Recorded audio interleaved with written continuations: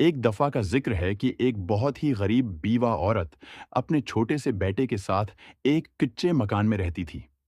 اس کے پاس کھانے کو کچھ نہ ہوتا تو وہ اکثر پانی ابال کر بچے کو بہلا دیتی کہ کھانا بن رہا ہے، اور بچہ سو جاتا۔ ایک سخت سردی کی رات، گھر میں دانے کا ایک تنکا بھی نہ تھا۔ بچہ بھوک سے تڑپ رہا تھا اور باہر موسلا دھار بارش ہو رہی تھی۔ ماں نے روتے ہوئے اللہ کے حضور ہاتھ اٹھائے اور کہا، یا اللہ، میں تو صبر کر لوں گی، لیکن اس معصوم کا پیٹ کیسے بھروں؟ تو مسبب الاسباب ہے، کوئی راستہ نکال۔ اسی شہر کا سب سے بڑا تاجر، جو بہت مغرور تھا، اپنے گرم اور عالیشان کمرے میں سو رہا تھا۔ اچانک اس کی آنکھ کھلی اور اسے شدید بے چینی محسوس ہوئی۔ اسے یوں لگا جیسے کوئی اس کا گلا گھونٹ رہا ہو۔ وہ گھبرا کر اٹھا، اپنے نوکر کو جگایا اور کہا، گاڑی نکالو، مجھے باہر جانا ہے۔ مجھے اس محل میں دم گھٹتا ہوا محسوس ہو رہا ہے۔ بارش تیز تھی۔ گاڑی کچھ دور جا کر ایک کچی بستی کے قریب کیچڑ میں پھنس گئی۔ تاجر غصے میں گاڑی سے اترا۔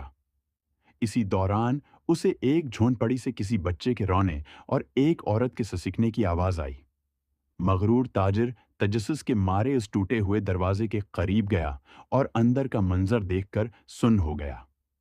ایک ماں اپنے بچے کو سینے سے لگائے رو رہی تھی اور چولہے پر خالی پتیلی چڑھی ہوئی تھی۔ تاجر کا دل، جو کبھی کسی کے لیے نہیں پگھلا تھا، اس دن پگھل گیا۔ اس نے فوراً اپنے نوکر کو دوڑایا اور گاڑی میں موجود گرم کھانا، کمبل اور کچھ پیسے منگوائے۔ جب اس نے وہ سب اس عورت کے سامنے رکھا تو عورت کی آنکھوں سے خوشی کے آنسو بہہ نکلے۔ تاجر نے فخر سے مسکرا کر کہا، مائی، میں شہر کا سب سے بڑا تاجر ہوں، یہ میرا کارڈ رکھ لو۔ جب بھی کوئی ضرورت ہو میرے پاس آ جانا۔